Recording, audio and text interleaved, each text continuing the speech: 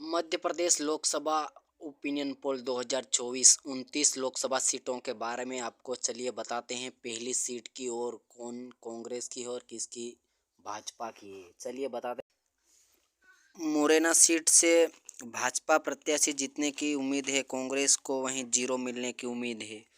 दूसरी सीट है भिंड। भिंड में भी कांग्रेस को हार का सामना करना पड़ सकता है, वहीं बीजेपी प्रचंड जीत कर सकती है इस सीट पर भी।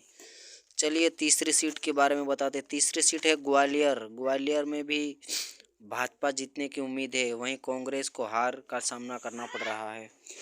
चलिए चौथी सीट है गुना। गुना से ज्योतिरादित्य सिंधिया अभी मैदान में है, तो वहीं भी भाजपा को जीतने की ज़्यादा उम्मीद है, तो कांग्रेस इसको हारती हुई नजर आ रही है।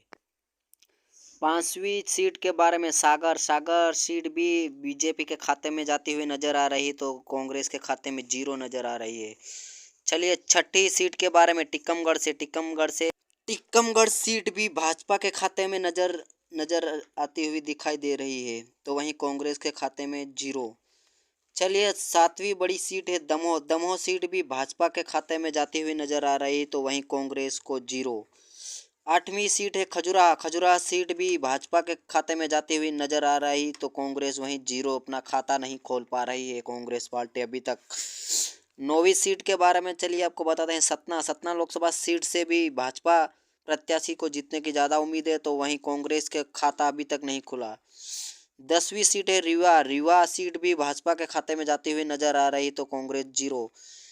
11वीं सीट है सीधी। सीधी से भी भाजपा को जीतने की ज़्यादा उम्मीद है, तो वहीं कांग्रेस को जीरो। और 12वीं सीट है शहडोल। शहडोल से भी भाजपा जीतने की ज़्यादा उम्मीद है। जब्बलपुर सीट से भी भाजपा जीतने की ज़्यादा उम्मीद है। मंडला से भी भाजपा को ज़्यादा जीतने की उम्मीद है, तो वहीं बालाघाट भी भाजपा का गढ़ माना जाता है, यही भी भाजपा के खाते में जाते हुए नजर आ रही। तो चलिए 16वीं सीट है छिंदवाड़ा। छिंदवाड़ा से अकेले कांग्रेस का खाता खुला है। छिंदवाड़ा में नकुल नाथ जी यहाँ के सांसद है और अभी भी प्रत्याशी है वो कांग्रेस उम्मीदवार। ये छिंदवाड़ा सीट जीतने की ज़्यादा उम्मीद है यहाँ पे कांग्रेस को। चलिए 17वीं लोकसभा सीट होशंगाबाद। होशंगाबाद सीट से भी भाजपा जीतने की ज़्यादा उम्मीद है, वहीं तो कांग्रेस का खाता नहीं खुल सका। 18वीं लोकसभा सीट है विदिशा। विदिशा से भी भाजपा प्रत्याशी का जीतना लगभग तय है, यहाँ भी कांग्रेस को हार का सामना करना पड़ सकता है। तो वहीं भोपाल लोकसभा सीट को भी भाजपा का गढ़ माना जाता है, तो भाजपा जीतने की ज़्यादा उम्मीद है भोपाल सीट को भी। चलिए राजगढ़। 20वीं सीट है राजगढ़। राजगढ़ सीट से भी भाजपा प्रत्याशी जीतने की ज़्यादा उम्मीद है। तो वहीं 21वीं लोकसभा सीट है देवास। देवास को भी भाजपा प्रत्याशी जीतने की ज़्यादा उम्मीद है। वहीं 22वीं लोकसभा उज्जैन। उज्जैन को भी भाजपा जीतने की ज़्यादा उम्मीद है। वहीं मंदसौर सीट को ले चलते तो मंदसौर में भी भाजपा का गढ़ है और भाजपा ही जीत।